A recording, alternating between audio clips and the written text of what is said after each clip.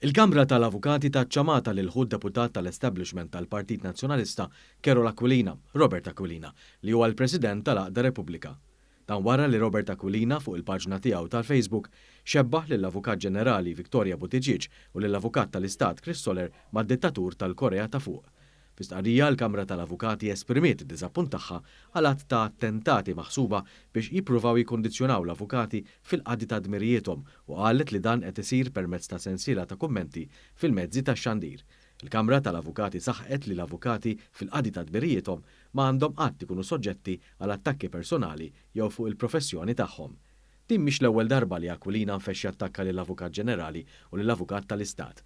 Il-President tal-Aqda Repubblika u l-Aqda li jmexxi huma magħrufin għal dan l-istil ta' politika ta' attakki personali fuq l-istituzzjonijiet tal-Istat, speċjalment dawk ġuridiċi, jekk ma jiddeċidux kif iridu huma, kif ukoll fuq kull min ma jaqbilx magħhom.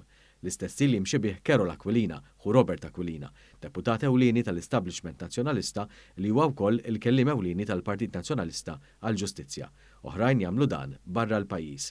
Il-klikka tal-establishment permezz tal-Europarlamentari Nazzjonalisti David Casa u Roberta Mezzola ilhom għal dawn l-aħħar snin jattakkaw lil Malta fil-Parlament Ewropew u dan jagħmluh bl-appoġġ ta' Robert u Carola Aquilina u tal-Kap Nazzjonalista Bernard Gregg.